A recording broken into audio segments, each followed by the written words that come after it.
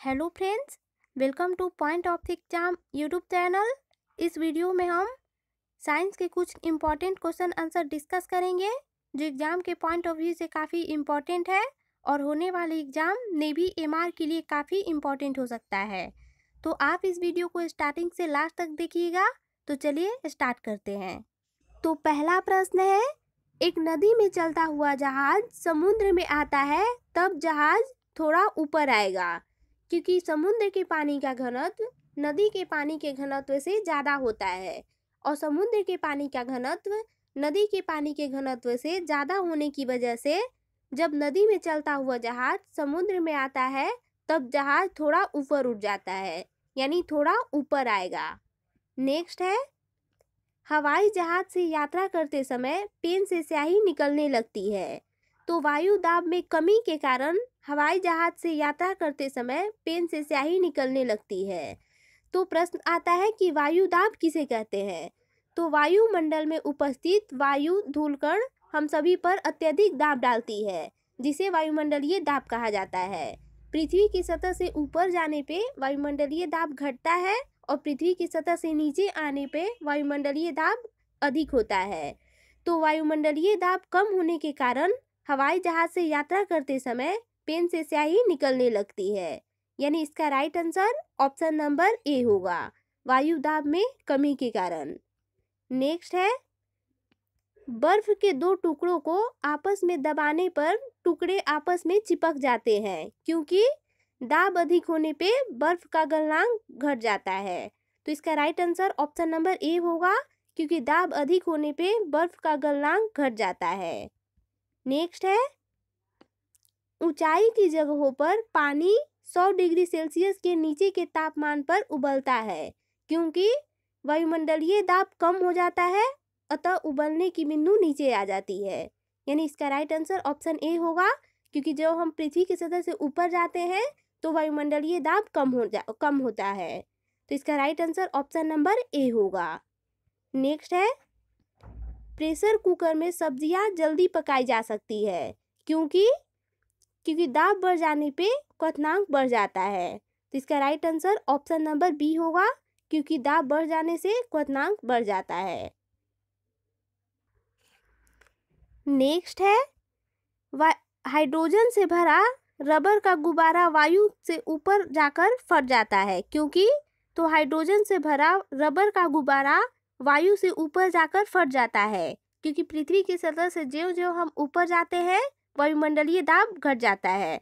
तो वायु दाब घट जाता है, जिसकी वजह से हाइड्रोजन से भरा रबर का गुब्बारा वायु से ऊपर जाकर फट जाता है, यानी इसका right answer option number D होगा। नेक्स्ट है, लोलक घड़ियां गर्मियों में सुस्त हो जाती है, क्यों। तो लोलक घड़ियां गर्मियों में सुस्त हो जाती है क्योंकि लोलक की लंबाई बढ़ जाती है। तो लोलक की लंबाई बढ़ जाने के कारण गर्मियों में लोलक घड़ियां सुस्त हो जाती है और सर्दियों में लोलक की लंबाई घट जाने की वजह से लोलक घड़ियां ज़्यादा तेज चलने लगती है। तो इसका right answer option number C होगा, लोलक की लंबाई बढ़ जाने के कारण। नेक्स्ट है, वर्षा की बूंदें गोलाकार होती है। तो वर्षा की बूंदें पृष्ठ तनाव के कारण गोलाकार होती है। अब प्रश्न आता है कि पृष्ठ तनाव किसे कहते हैं। तो प्रत्येक द्रव में सिकुड़ कर न्यूनतम क्षेत्रफल धारण करने की प्रवृत्ति होती है, जिसके कारण द्रव की सतह पे तनाव उत्पन्न होता है और इसी तनाव को पृष्ठ तनाव कहते हैं। तो वर्षा की बूंदें गोलाकार पृष्ठ तनाव के कारण होती है। नेक्स्ट है, तेल दीप की बत्ती में तेल ऊपर चढ़ने का कारण है। तो तेल दीप की बत्ती में तेल ऊपर चढ़ने का कारण केशिकत्व क्रिया है। केश नली में द्रव के ऊपर चढ़ने अथवा नीचे उतरने की घटना को केशिकत्व कहते हैं, यानी इसका right answer option number A होगा, केशिकत्व क्रिया। नेक्स्ट है, पास आती हुई रेलगाड़ी की सीटी की आवृत्ति बढ़ती जाती है, इसका कारण है। तो पास आती हुई रेलगाड़ी की सीटी की आवृत्ति बढ़ती जाती है, इसका कारण डॉपलर प्रभाव है। जब ध्वनि स्रोत और श्रोता के बीच आपेक्षिक गति होती है तो श्रोता को ध्वनि की आवृत्ति बदलती हुई प्रतीत होती है। इसी प्रभाव को डॉपलर प्रभाव कहते हैं और डॉपलर प्रभाव की वजह से ही पास आती हुई रेलगाड़ी की सीटी की आवृत्ति बढ़ती जाती है, यानी इसका right answer option number B होगा। नेक्स्ट है, तेज हवा वाली रात्रि में ओस नहीं बनती क्योंकि, तो तेज हवा वाली रात्रि में ओस नहीं बनती क्योंकि वाष्पीकरण की दर तेज होती है। वाष्पीकरण की दर तेज होने की वजह से तेज हवा वाली रात्रि में ओस नहीं बनते, यानी इसका right answer option number A होगा। नेक्स्ट है, भाप से हाथ अधिक जलता है अपेक्षाकृत उबलते जल से क्योंकि भाप में गुप्त ऊष्मा होती है, यानी इसका right answer option number A होगा। नेक्स्ट है, किस गुणधर्म के कारण पानी से भरे बर्तन में डुबाई हुई छड़ी मुड़ी हुई प्रतीत होती है? तो प्रकाश के अपवर्तन की वजह से पानी से भरे बर्तन में डुबाई हुई छड़ी मुड़ी हुई प्रतीत होती है। जब प्रकाश की किरणें एक माध्यम से दूसरे माध्यम में जाती है तो अपनी दिशा से विचलित हो जाती है और इसी घटना को प्रकाश का अपवर्तन कहते हैं। इसका right answer option number C होगा, अपवर्तन। नेक्स्ट है, आकाश नीला प्रतीत होने का कारण है। तो आकाश नीला प्रतीत होने का कारण प्रकीर्णन है। जब सूर्य का प्रकाश, जो कि विभिन्न रंगों का मिश्रण है, वायुमंडल से होकर गुजरता है तो वायु में उपस्थित धूल कण और धुएं के कणों द्वारा उसका प्रकीर्णन हो जाता है। बैंगनी रंग का प्रकीर्णन सबसे अधिक होता है क्योंकि बैंगनी रंग का तरंगदैर्घ्य बहुत कम होता है और लाल रंग का प्रकीर्णन सबसे कम होता है। तो इस प्रकार प्रकीर्णित सभी रंग मिलकर हल्का नीला रंग हो जाता है। तो प्रकीर्णित सभी प्रकाश का रंग हल्का नीला हो जाता है और इसी कारण आकाश नीला दिखाई देता है, यानी इसका राइट आंसर ऑप्शन सी होगा। आकाश नीला प्रकीर्णन की वजह से प्रतीत होता है। नेक्स्ट है, वायुमंडल में प्रकाश का विसरण का कारण है। तो वायुमंडल में प्रकाश के विसरण का कारण धूलकण है। इसका right answer option number B है। नेक्स्ट है, समुद्र नीला प्रतीत होने का कारण है। तो समुद्र नीला प्रतीत होने का कारण आकाश के परावर्तन तथा जल के कणों द्वारा प्रकाश का प्रकीर्णन है।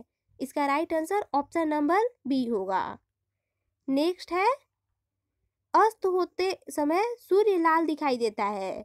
तो अस्त होते समय सूर्य लाल दिखाई देता है प्रकीर्णन के कारण, क्योंकि लाल रंग का प्रकीर्णन सबसे कम होता है। तो इसका right answer option number B है, प्रकीर्णन के कारण। नेक्स्ट है, रॉकेट किस सिद्धांत पर कार्य करता है? तो रॉकेट संवेग संरक्षण के सिद्धांत पर कार्य करता है, यानी इसका right answer option number D होगा। नेक्स्ट है, उत्प्लावकता से संबंधित वैज्ञानिक है। तो उत्प्लावकता से संबंधित वैज्ञानिक आर्किमिडीज है। किसी ध्वनि स्रोत की आवृत्ति में होने वाला उतार चढ़ाव कहलाता है। तो किसी ध्वनि स्रोत की आवृत्ति में होने वाला उतार चढ़ाव डॉपलर प्रभाव कहलाता है, यानी इसका right answer option number B होगा। नेक्स्ट है, परमाणु बम का सिद्धांत आधारित है। तो परमाणु बम नाभिकीय विखंडन पर आधारित है और नाभिकीय संलयन पर हाइड्रोजन बम आधारित है। तो परमाणु बम नाभिकीय विखंडन पर। नेक्स्ट है, द्रव्यमान ऊर्जा संबंध किसका निष्कर्ष है? तो द्रव्यमान ऊर्जा संबंध सापेक्षता का सामान्य सिद्धांत का निष्कर्ष है, यानी इसका ऑप्शन बी राइट आंसर होगा।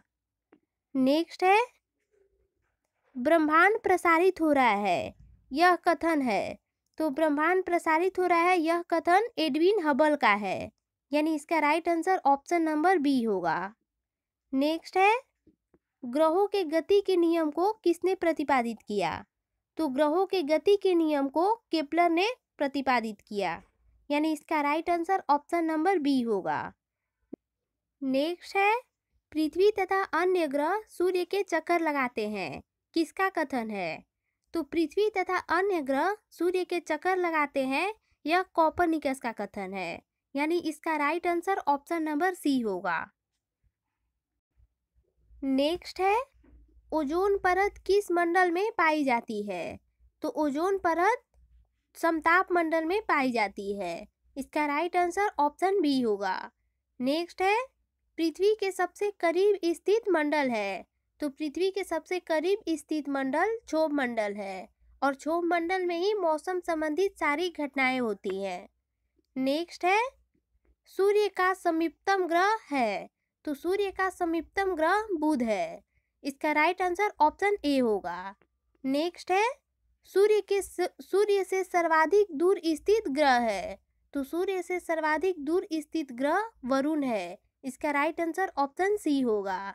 नेक्स्ट है सौर मंडल में कौन सा अत्यधिक तीव्र यानी चमकीला ग्रह है, तो सौर मंडल में सबसे ज़्यादा चमकीला शुक्र है, क्योंकि शुक्र के वायुमंडल में 90 से 95% CO2 पाया जाता है, जिसकी वजह से इसका तापमान बढ़ जाता है और तापमान अधिक होने की वजह से यह गर्म होकर चमकीला दिखता है।